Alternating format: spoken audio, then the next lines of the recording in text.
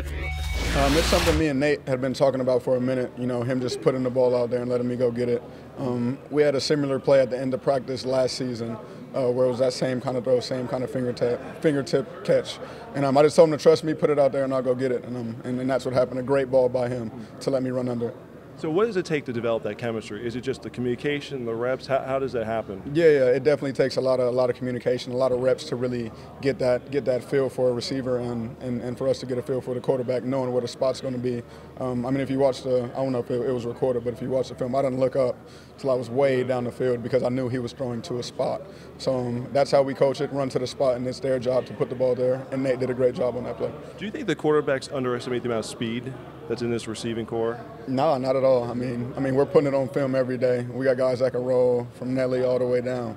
So, yeah, I definitely don't think they underestimate it. They know that we got some speed in the room. And do you think that makes it nicer for the quarterbacks, the fact that, they can put it out there where if they see you have a step on a guy, Nelly has a step on a guy, Mike has a step on a guy, that they can just air it out? I'd say, yeah, definitely. And not only can they air it out, but that's also causing a lot of separation for us underneath because the DBs are fearing our speed, fearing us getting over the top.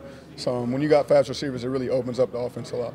What is it like for you coming into this camp with the experience that you've had and being a part of the team last season? What is this time like for you in trying to hone your craft and get ready for training camp? It's just hungry. Being a part of that Super Bowl team last year was amazing. I'm happy we won and all, but next time we're there, I want to be out on the field making plays. So it's a very hungry feeling, and I'm excited to get going and get some momentum going into training camp. Last year, you got kind of the taste of two different worlds, where you were in Cleveland for most of the season, then you got to come back to Philadelphia. Did that show you just the difference between, one side and the other? Definitely showed me the difference between an organization that hasn't been winning. Let's call a spade here. And I was gonna let you do that. I was gonna say. Yeah, and to come from an organization that doesn't have a history of winning to this situation, they play a lot more free here. And it's just a big family here. Everybody wants each other to succeed. We feed off of each other's energy, and we go out there and we play loose, like Doug always talks about. With the depth, especially you guys at the receiver position, the cornerback position, does that just make the team better overall because there's that competition day in and day out? Definitely. When you have competition at any position or every position, each player in that position group is going to get better. Because when you see a guy go out there and make a play, you're like, damn, I got to do something to make a play now. It's my turn.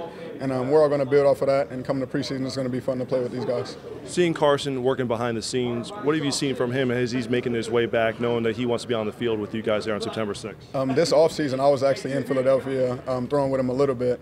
And back then, he was sitting down on the ground throwing. He couldn't even really get up and move around. So to see the progress he's made in a couple months, it's amazing. And I have no doubt that if he says he's going to be ready for the first opener, he's going to be ready.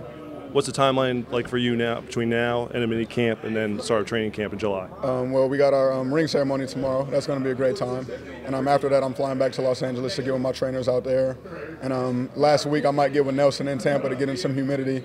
And then we'll be ready for training camp. Father's Day this Sunday. Yes. Can you reflect on a bit of advice that you received over the years that might have stand out to you? Coming into the NFL, my dad just told me just be the best Bryce you could be, and that'll be good enough. So you just have to have a blinder point of view. You can't really worry about the numbers in the receiver room, who's going to make the roster, none of that. You just got to be the best you can be and focus on the controllables and let the chips fall where they may.